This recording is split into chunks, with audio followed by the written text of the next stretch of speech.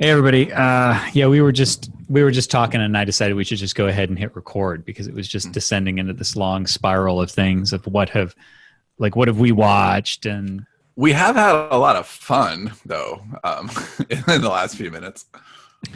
right. More fun than we're gonna have on this show. Well, but isn't it more fun now, Dave, that we've stopped caring about the audience and just kind of wing it with everything? Isn't that much more fun? Definitely. Have you ever worked with anybody on a train? Or on a plane.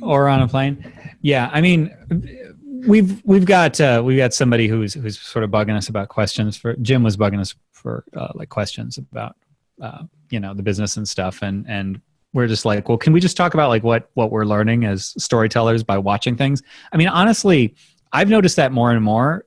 It took me longer than a lot of people say, but I am kind of now ruined on movies. Like, the more stuff I see, I know that this happens really fast for some people, but now I either see the strings and I can predict something, or I'm really aware when something doesn't follow it. I can't remember what we were watching the other night as a family, and I was like, yeah, there's kind of no structure to this. It's just kind of, I know what it was. So the example is ridiculous, but it was Crocodile Dundee.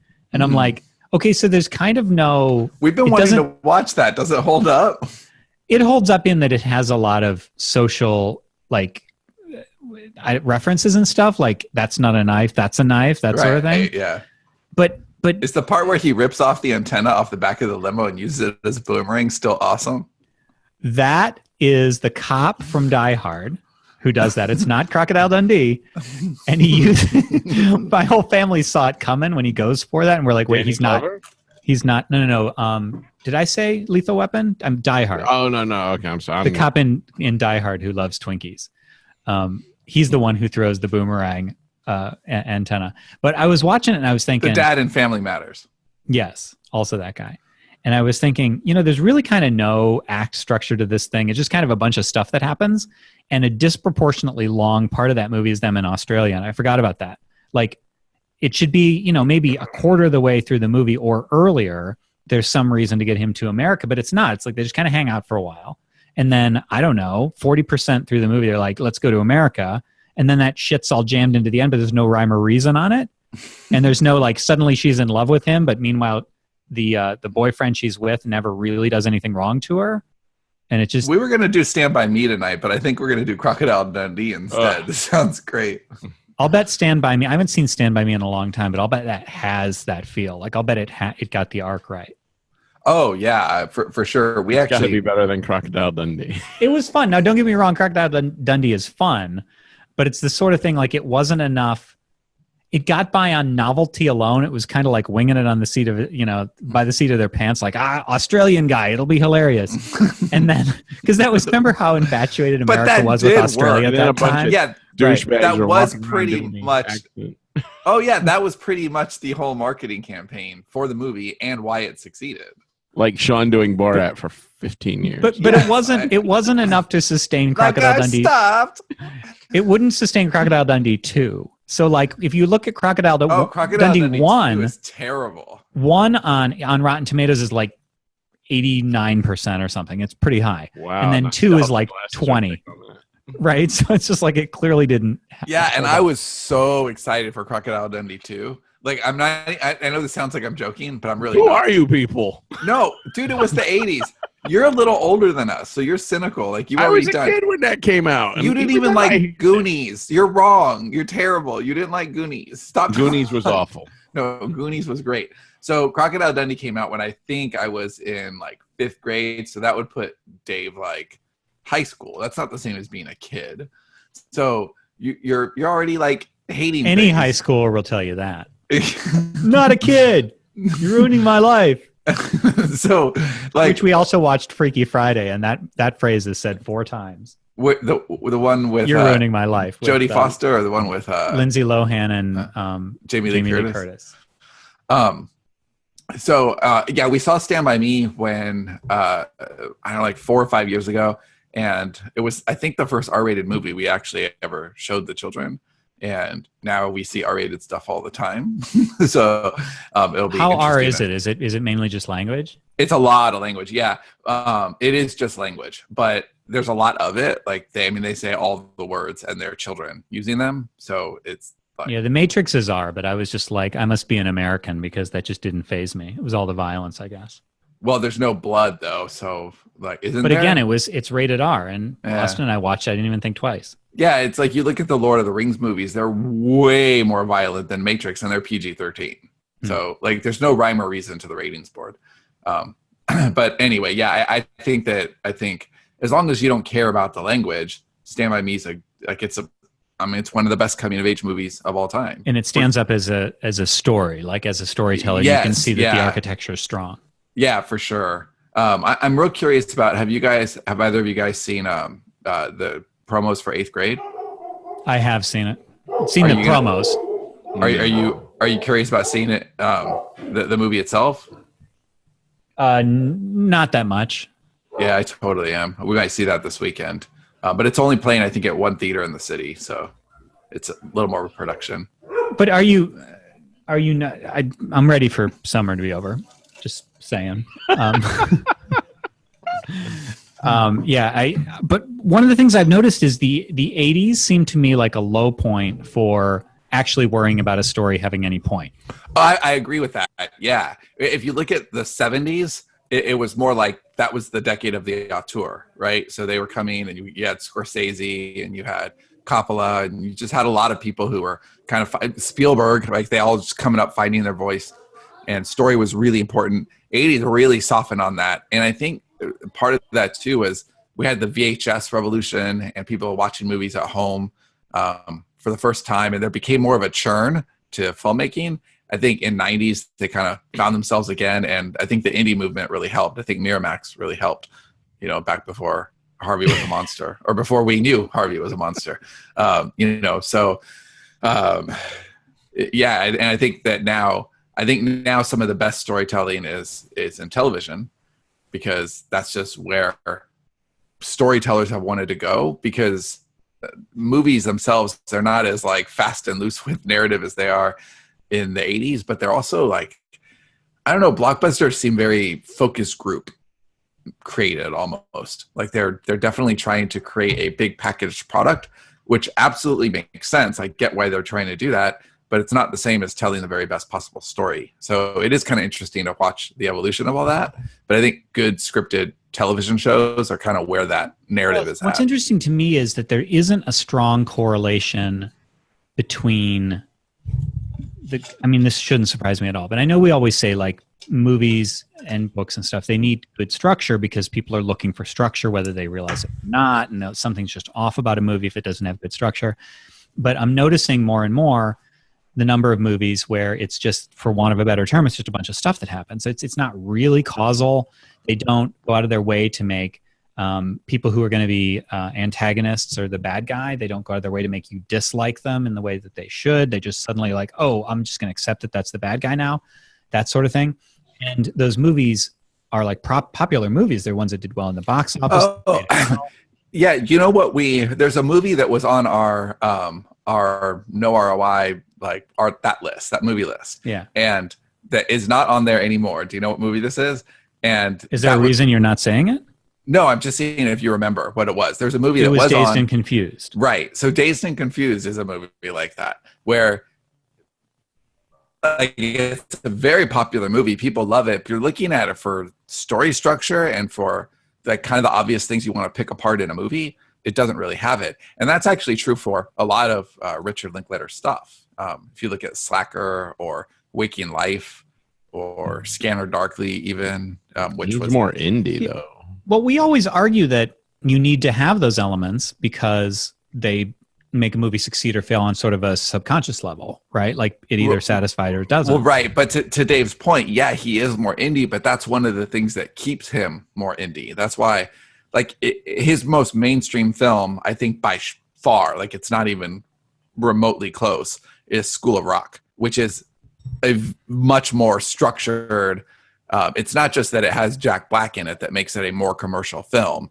It's that it actually has a story that's really super easy to explain to somebody else and say, okay, this happens and this happens and this happens. It has that normal character arcs that we all talk about. Most of his stuff doesn't do that. And even Boyhood, which I love dearly and totally, like from the bottom of my heart, think it should have got the Oscar against Birdman that year because it did something really, really unique by taking 12 years to tell a story. I think that's just incredible. And that I've taken longer than that. I think that only worked because, that movie didn't really have super detailed story structure at all. The story structure was the structure of it taking 12 years in and of itself. Like that was enough. You got to watch the children grow, but the screenplay itself didn't have those kind of elements and those kind of arcs. It's not that hard to just put some because into a movie. Mm-mm. Like that's the thing. Like and a good one. The kind of because and causality that like refers back to earlier parts in the movie, not just like the scene before.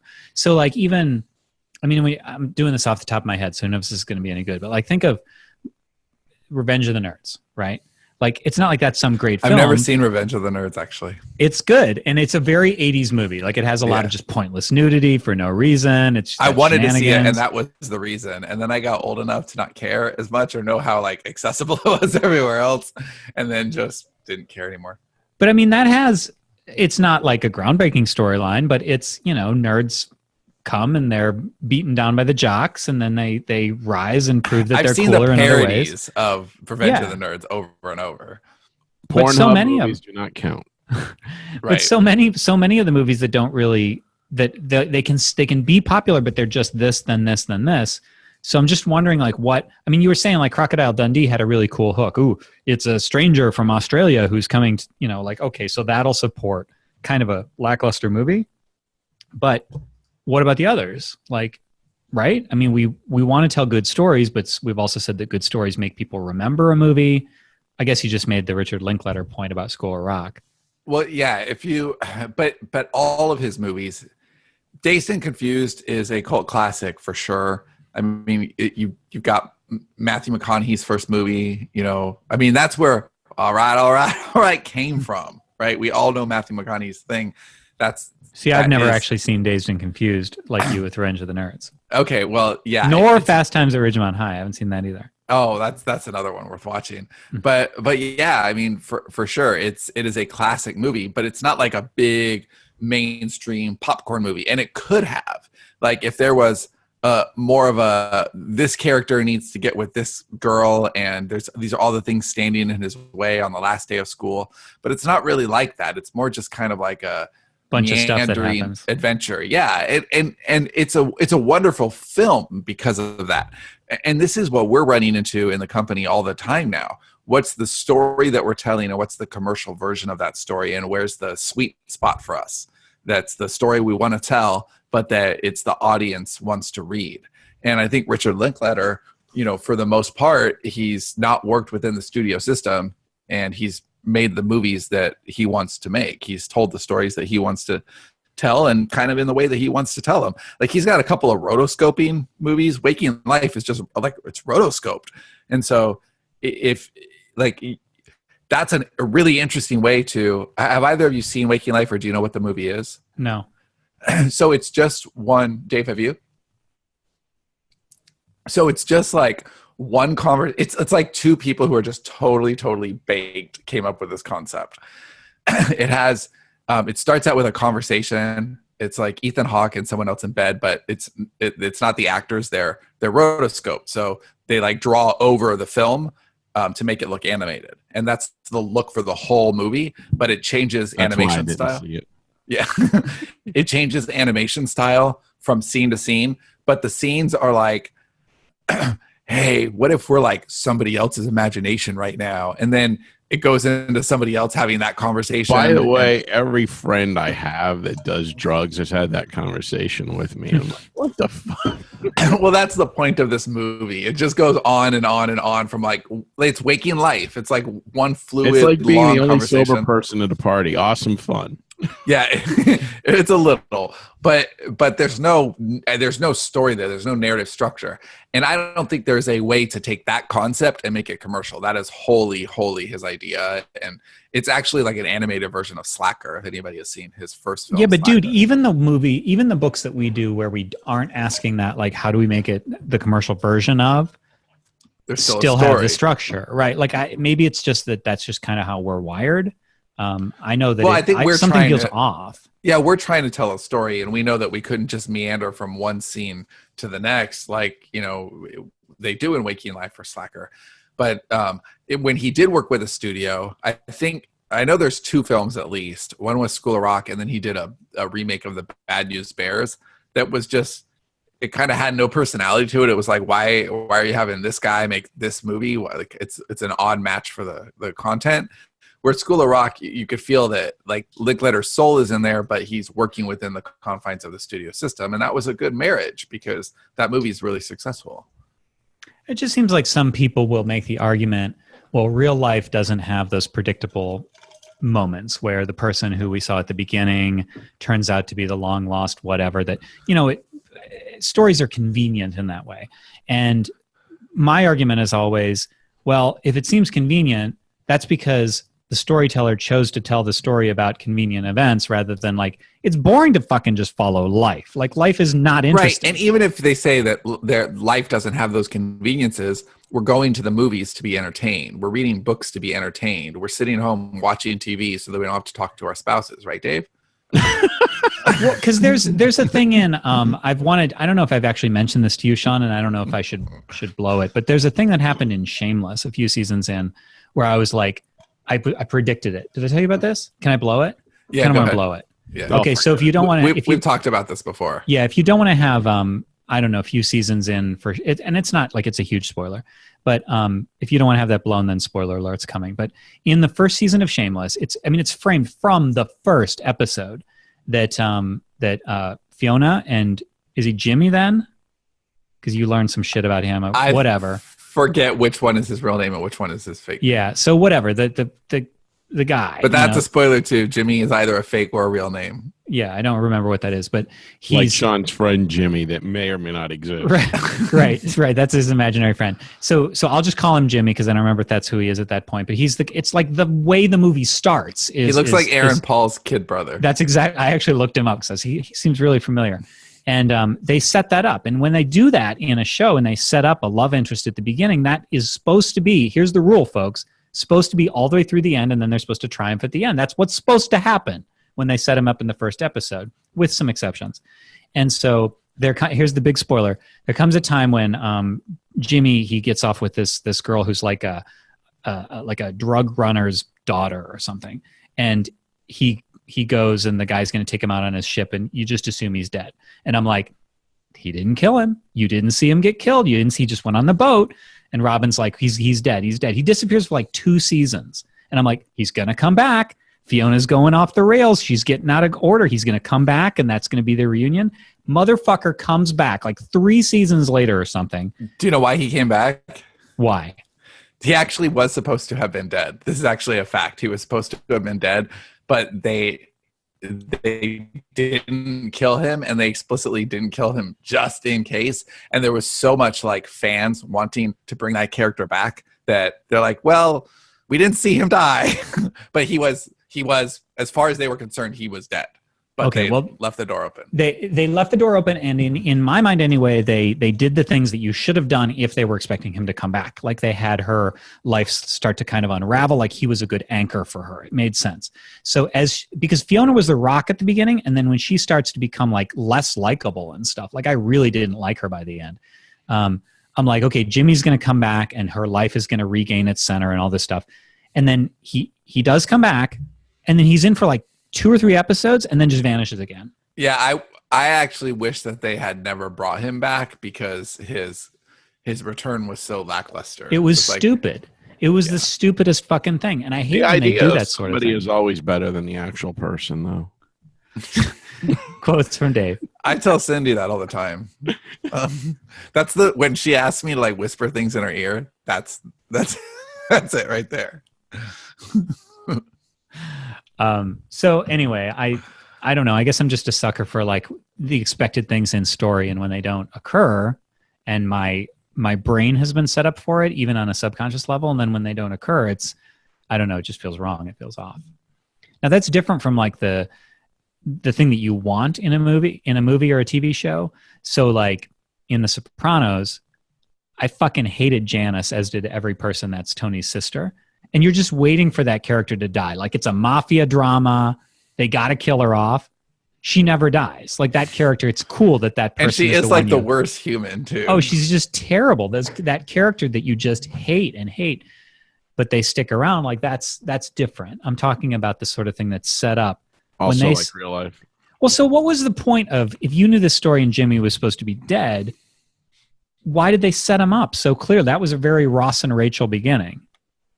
Well, I don't know. I'm guessing here, but that show was just like The Office or a few others. Like, it was patterned off of a UK show, and I think it just diverged. Like, they took all the characters, and but you know, it's different. I mean, look, if you and I started with some exact premise, and it was like, okay, remake this, and our pilots were pretty much the same, by episode 5, how off the rails would we be? Is there any way that we'd go? There's no way. But that was, I don't know how many episodes the original got, but you know, probably not a lot. It's a UK show, right? So probably, maybe. Well, what's worth watching right now that has a strong, good storytelling instinct to it? Well, I mean, I could talk about something I'm watching right now that I really, really love, which is, it's on Showtime, and I just finished the 2nd season of it, and just started the 2nd season of Riverdale in its place, Johnny. So I hope I get let down here. Yeah. So hold on, that deserves a quick sidebar. So I watched Riverdale originally because these guys were talking about, hey, they did Riverdale, and it just sounded interesting. About halfway through, I realized that not only is it a show on the CW, but it's a very CW show. And I was like, oh, yeah. Oh, wow, this is so over-the-top teen drama, like not my kind of show at all. But yeah, I finish episodes, and I go into the kitchen, and Haley asked me a question. I'm like, you don't even understand. Like, it's just because you watch CW, it ruins it. So I got to the end, and Robin dug it, and I guess Cindy dug it, and then season 2 came out. It's definitely a show that is more for the wives than the husbands, I think. At least in these marriages. So when season 2 came on, you know, you get the little new notification on Netflix, new episodes. So we started watching it, and I was like, wow, I was really rolling my eyes at it before, but holy shit. And I just gave up a little bit more with each episode. Like, my life died a little bit more. And I was complaining about it. I think I was complaining to Sean before this. But and I'm like, I didn't start season 2 because I'm like, yeah, I got it. I got the first season of Riverdale. I'm pretty much good through seasons 8. Like, I don't need to see anything else they're going to do. And then about halfway through the season, they had one of those musical episodes, which I hate when they do that on a show. Me too. I fucking hate it. Like, stop it. You're not going to do the whole show as a musical. And so through the first half of that episode, I was just hating it, and I was hating it. And then meanwhile, I'm like not paying attention, and I'm looking on my phone and just like Googling for like, don't you hate it when there are those shitty musical shows in the middle of an episode? And so I get to the people talking about Riverdale, and nobody's saying that this is a terrible episode. They're like, Riverdale's back with this episode, and it's really how they really pulled this off. And I'm like, whatever, I'm watching this episode. Like, this is the biggest shit show. And then, damn it, if it didn't turn it around for me. And I told Sean, I was like, the second half is worth watching. It's not like great TV, but it had me wanting to watch the next episode to find out what happened. And so I don't know. That kind of thing can happen too in a long form show. Well, is that more because the hooks were clever? Yeah, I mean, it's not like the story got amazing, but it wasn't as cheap as the hooks either. It was like there was something I really just wanted to know. I'm dying to see this so we can talk about it. But anyway, we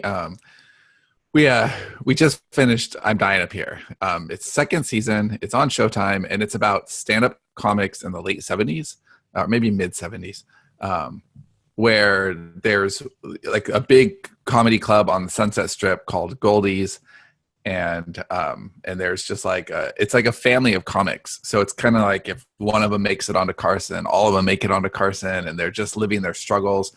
There's a lot of like sex, drugs, rock and roll. You know, it's a cable show. It's a period piece. But what I love about this show is like the writing is just fucking awesome. It's really good. And what I like so much about it, I mean, Johnny and Dave will both tell you I've wanted to write like with a stand-up comic as a character for a long time. I think stand-ups are very dark, and if only you'd had a stand-up comic who could say funny things. You know? Right. I only had one chance, and Dave wouldn't let me make him a stand-up comic. He was a stand-up comic who wasn't allowed to think anything humorous just because his life was stolen from him. But don't you remember that was redeemed in Cursed when you gave me a comic? Actually, so in Cursed, there's no, like, that's a bone dry book. There's no, like, even our serious books have funny moments in them, except for Cursed. It had none. And so I had a Wendigo, and I cast him as Louis C.K. and I was real sad. I slacked him. I said, Cursed officially no longer is the only book without humor in it. Yeah, he was a Wendigo who hated himself. It was really awesome. Anyway, so I really do want to write something with a stand-up, because there's just, I think, truly funny people who are getting up there and being really funny. It's because that they're going dark places, and they're using pain in their life and making it humorous. And I think there's so much story there. And if you're talking about subtext, like, this show is just so rich with it. You have really intelligent people saying things to each other, and they're never quite saying what they mean. And when they are, it's funny. Like, it's like when they get mean with each other, it's funny. When they get cutting, it's funny. And they're all just, they're really darkly brilliant. And so anyone who likes writing and situations and seeing how smart people react, and articulate themselves, it's just, I don't know. I can't imagine many writers who like the world of comedy, because the whole thing is, it's not like it's all stand up at all. It's just, you see, maybe each episode will have 5 solid minutes of stand up comedy for an hour episode. So it's not a lot. It's season, but they're still talking to each other, and they're still funny. So anyway, I would highly recommend it to anybody. All right. I started watching True Detective again. My wife has not seen it. The first season. Will she ever? Right? Will you allow? Are that you watching bullshit? It with her? Wait, yeah, are you watching it with her? Seriously? Yeah. And when you say with her, is she in the same room, or do you just communicate via Morse across long distances? And is it? I mean, that's not normally her type of show at all, right? She likes mysteries, actually. How do you keep her from talking? Yeah, or but breathing too loud? She doesn't at all. Actually, she's engrossed in it. So okay, but that's not. I mean, that's a mystery, yes, but it's more like, I mean, it's, well, talk about it, the show, and like, I want to understand that, because that doesn't seem like, I mean, even though it's a mystery, it seems very dark for the kinds of things I understand she likes. Yeah, I think she likes some darker. I mean, typically she likes like comedies and stuff like that. Maybe some action movies here and there, but typically not stuff that'll give her nightmares. But this one was the first season on HBO with Matthew McConaughey and Woody Harrelson. They're cops investigating. They're both in top form too. Oh my God. It's like whoever cast that show, like everybody in the show, like down to the smallest person, the smallest role is phenomenally cast. It's just, I just marveled at the entire show watching it a second time, because I was able to watch it a little differently. But yeah, they're investigating a ritualistic murder, or they believe it to be ritualistic anyway.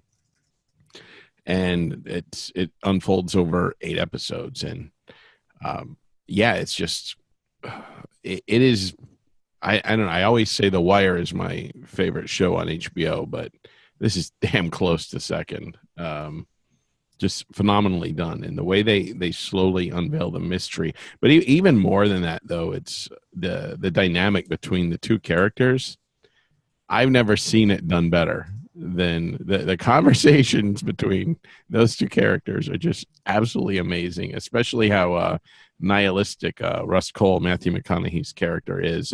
The things he said, there's so many quotable things. Yeah, he's got great dialogue. That dialogue is really just slick. Do you have a favorite part in the season? I have a favorite part for probably every episode. Well, I don't want to spoil anything, so yeah, the fight between them was really good, I thought. Oh yeah, that fight. I think the thing that finally happens between. Well, yeah, that's a spoiler. Okay, if you haven't seen True Detective, whatever, like plug your ears. But No, Johnny hasn't seen it though.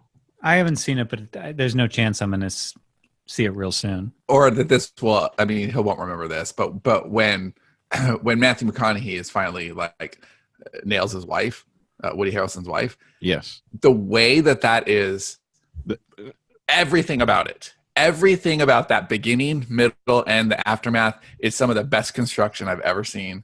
The way the scene shifted right after they finished, and he realizes why she did what she did, and she realizes what she'd done. Both of their faces are in camera. Yeah, it's amazing. And I also noticed the use of color in the scene where she tells Woody Harrelson's character she's sitting at a table and it's like mostly brown. Their older house is all brown and stuff, and table's brown, and there's like 2 green salt shakers.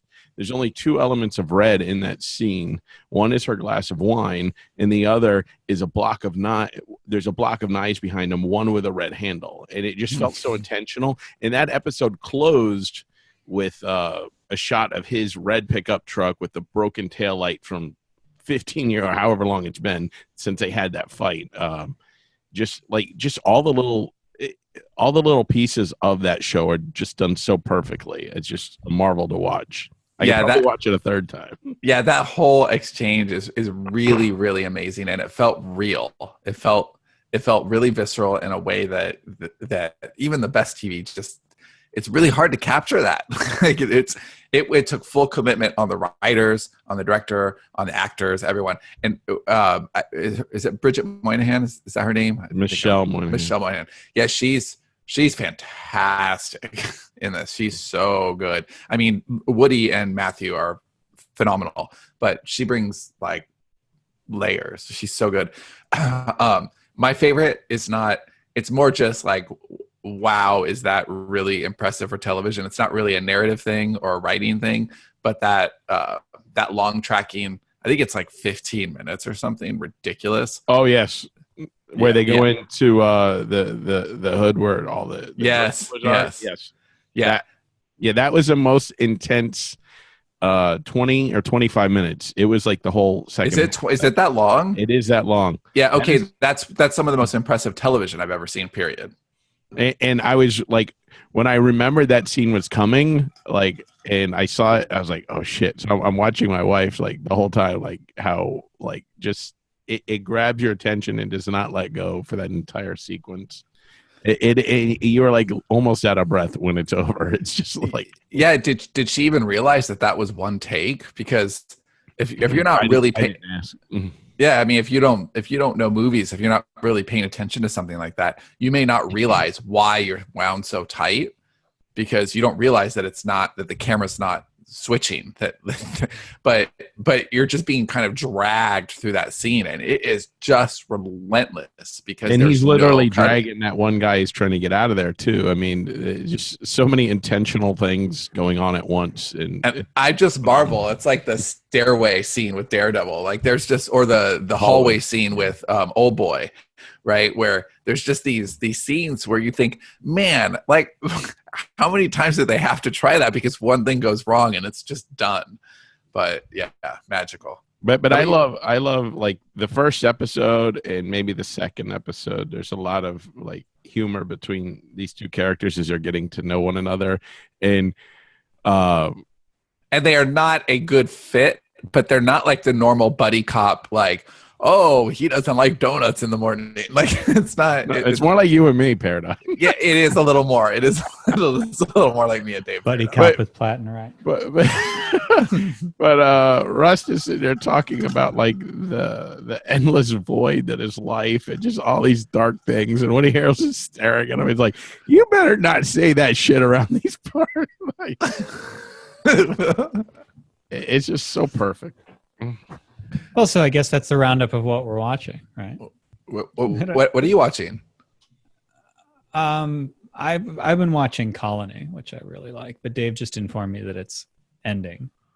Yeah, so I gave up on that show after the second episode. Like the first episode, I thought was really. So you got to the wedding scene. Well, I thought the first episode was really good. And then the second episode, I mean, I didn't love the first episode, but they did something at the end which I thought was really cool. So I was like, okay, they got me for that. They hooked me at the end. What did they do at the end of the episode? Well, they revealed. I forget what they revealed. Somebody was acting against somebody else. I forget the details. But the second episode threw all the tension out the window, and it became like a buddy cop movie. They're just setting it up. There's a lot of tension in this. Robin's watching it with me, and it's really, it's not her kind of thing because she doesn't like being nervous. And so it's like the whole thing is tense because there's so much. It's what it's network very, was it like, originally? Is it Sci-Fi originally? I think it's USA. Okay. Yeah, USA. And it's like you just want to know who knows. And to Dave's fetish, there's no, like, you don't know, there's so much secrecy. Like it's very invasion in that we haven't seen the aliens yet, and we're a few episodes from the end of season 1. And it's just like, what's going on? How did they get here? They keep talking about the arrival, and are there other colonies outside of this one colony in LA? It's a really cool concept.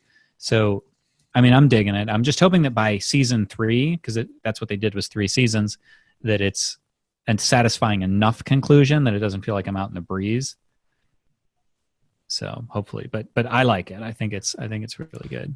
I hate that when you're like really enjoying a show and it gets canceled. I really loved Masters of Sex on Showtime, and it got through 3 episodes. I'm totally invested. I want to see what happens, and that's it. It got canceled. No more. 3 episodes? 3 seasons? No, 3 seasons. Sorry, 3 seasons. And does that ruin your experience of, like, if you went in now? So, like, I haven't seen it.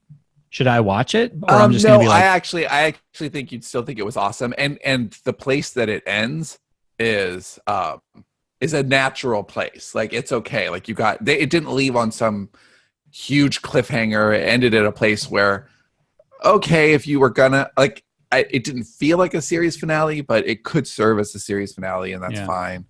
But no, it's disappointing because when I do invest in a show, like, I want to see it through to its logical end, and I feel like that show was a 5-season show that I got to see 3 seasons of. What do you think in the next episode we should talk about some of the, like, adaptation for, because a lot of people are wondering about, you know, I'm an author, if I ever wanted to go to TV or movies, like that process, maybe that would be kind of a cool thing to talk about.